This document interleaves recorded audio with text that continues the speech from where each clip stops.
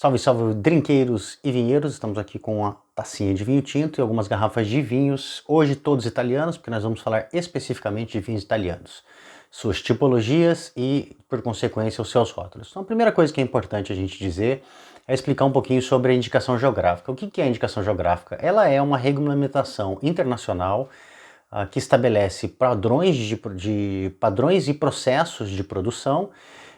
E ela também regulamenta o vínculo que existe entre o produto final e um determinado território, seja historicamente, por tradição ou por método de produção. Então, na Itália, hoje, ela acompanha uma regulamentação europeia, que foi uma coisa boa, muita gente na Itália não gosta, mas do ponto de vista de padronização e de mercado é muito bom, porque na Itália, diferentemente da França, na Itália, a legislação que regulamenta as DOCs e as indicações geográficas, ela variava muito de acordo com o tipo de apadrinhamento político que o produtor tinha, esse tipo de coisa que a gente vê muito no Brasil também, né? Quanto mais importante a pessoa que tu conhece, maior a chance de tu conseguir mudar a lei em benefício próprio. Então hoje existe uma regulamentação europeia, que foi estabelecida em 2010, entrou em vigor, em que ela estabelece alguns critérios que são mais rigorosos para que seja concedida uma indicação geográfica para um produto, no caso aqui o vinho. Então dentro da Itália nós temos o Vino di Tavola, que é o vinho de mesa, que hoje é chamado de Vino Comune, que seria um vinho comum, essa faz parte da regulamentação europeia. Então você ainda vai encontrar rótulos dizendo Vino da Tavola e outros rótulos escrito Vino Comune.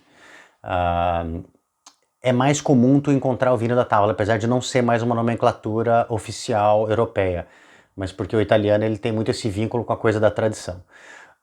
Então essa é a classificação, vamos dizer assim, mais baixa do vinho, então é o vinho da Tavola.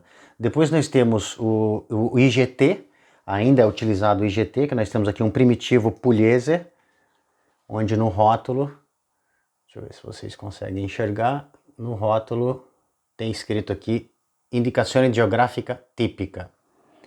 A legislação oficial europeia, de novo, ela não contempla o IGT, ela contempla o IGP, que é a denominazione di origine protetta, que é a indicazione de origem protetta. Mas o italiano, como tradicionalista que ele continua utilizando a nomenclatura dele. Então o IGP ou IGT, ele é um vinho que tem uma classificação maior do que o da Vino Tavola, é uma indicação geográfica, é um vinho que tem a sua importância, mas não está classificado entre as duas melhores classificações de indicação geográfica.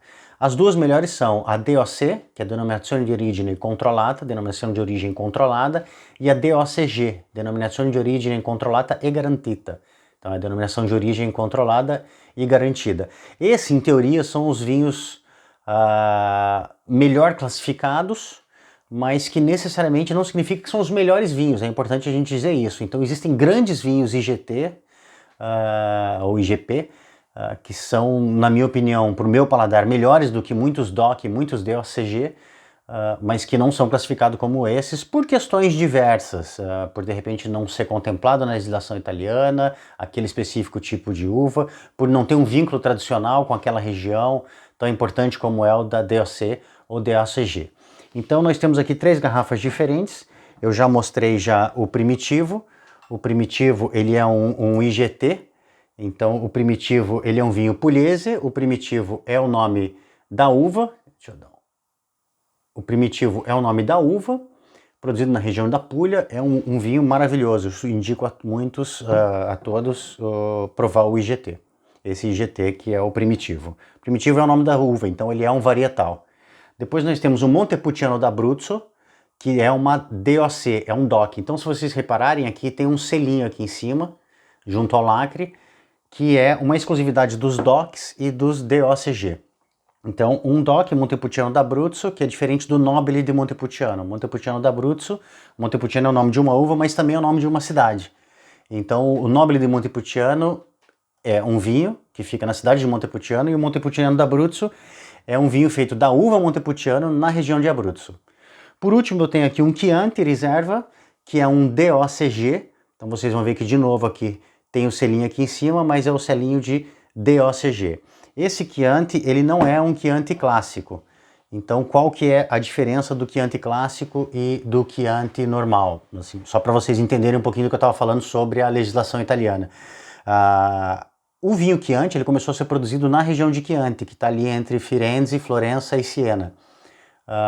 Com o aumento da demanda no início do século XX, aquela região não conseguia mais produzir vinho Chianti o suficiente para abastecer o mercado.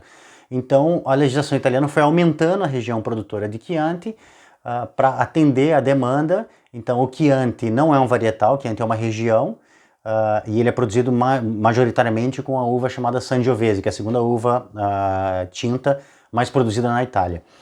O Chianti normal, ele hoje é produzido em diversas regiões da Toscana, e o Chianti clássico é produzido naqueles 8 comunes originais. Comunes são cidadezinhas, né, como a gente chama município na Itália. Então o Chianti clássico ele é produzido naquela região específica de Chianti, que fica ali entre Florença e Siena, como eu já falei. Isso foi estabelecido para se diferenciar um vinho do outro. Os produtores da região consideram que o Chianti clássico seria um vinho melhor do que o Chianti normal. Esse é um Chianti reserva, os dois são DOCG, então os dois têm a melhor classificação legal possível. São vinhos similares, mas ligeiramente diferentes por causa de altitude, diversas regiões com solo diferente e clima diferente também. Não quer dizer que um é melhor que o outro, nenhum é pior que o outro, quer simplesmente dizer que são denominações de origem diferenciada.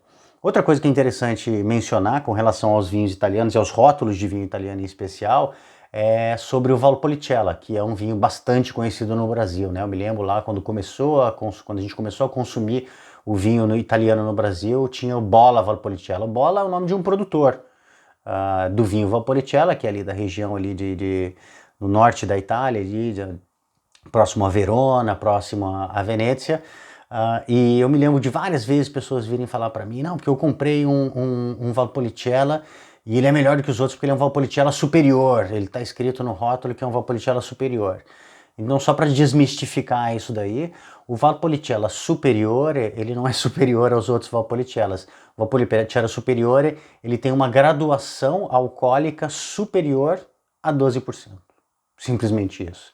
Então, muitos vinhos tintos têm ali entre 11% e 11,5% de graduação alcoólica, e o Valpolicella superior, ele simplesmente tem uma graduação alcoólica superior a 12%. É só por isso que ele é chamado de superior. Então, assim, procurem vinhos italianos, né, que são vinhos bem bacanas, assim, não existem muitos varietais em lá, a maioria deles são vinhos que têm a mistura de uvas para manter um equilíbrio. Mas como nós vimos aqui, existem alguns que são varietais, como o Primitivo, e não procurem necessariamente as DOC ou as DACG.